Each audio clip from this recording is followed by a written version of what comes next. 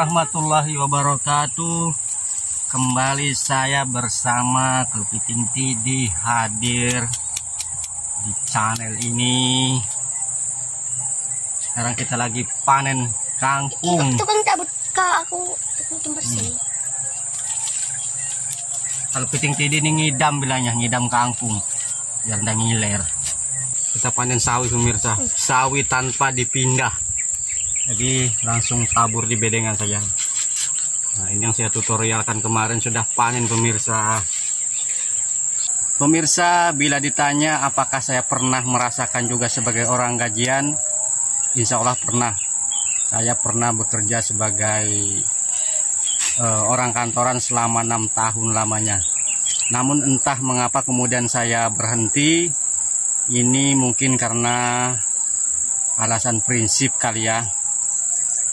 Karena entah mengapa jabatan yang saya emban itu sulit sekali untuk saya menghindari yang namanya manipulasi. Selalu saja manipulasi hingga akhirnya setiap malam saya merasakan seperti memberi makan anak dan istri saya itu dengan bara api.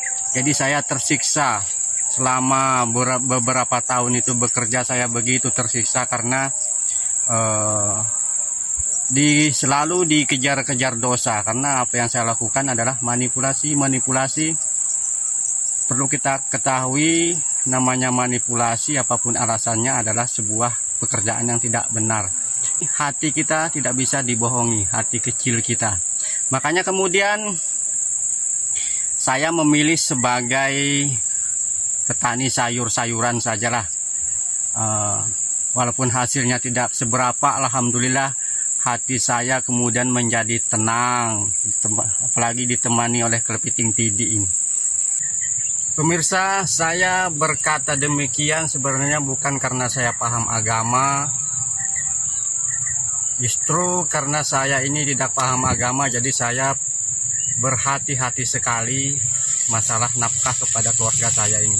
Kalau disinggung masalah paham agama, saya jauh sebenarnya, karena ketika dites membaca Al-Fatihah saya berpuluh-puluh kali belum juga lolos, belum juga benar bacaannya.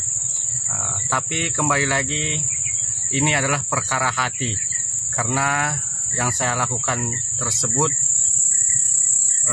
membohongi hati kecil saya. Itulah yang membuat saya gelisah dan kemudian saya nekat untuk keluar dari pekerjaan saya dan memilih untuk menjadi petani sayuran dengan hasil yang tak seberapa, sangat jauh. Kalau kita tinjau dari segi hasilnya sangat jauh. Dulu waktu saya menjadi orang gajian, tidur pun saya digaji, berak pun saya digaji, kencing juga digaji. Nah, enak sebenarnya jadi orang gajian itu, cuman itu tadi. Saya terjebak di dalam pekerjaan yang tidak benar dan melanggar hati nurani saya.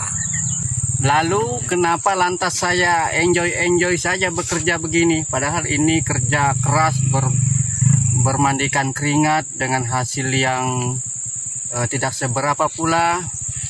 Namun yang perlu kita ketahui ini berdasarkan apa yang saya ketahui saja. Saya bukanlah ahlinya untuk menjelaskan ini. Tapi pekerjaan itu sebenarnya yang dinilai oleh Allah Subhanahu wa Ta'ala itu adalah bagaimana prosesnya, bukan hasilnya. Hasil itu Allah yang berhak menentukan. Sementara prosesnya sulit dan tidaknya itu akan bernilai ibadah di sisi Allah Subhanahu wa Ta'ala. Semakin sulit kita bekerja, semakin keras kita bekerja, maka semakin besar pula pahalanya di sisi Allah.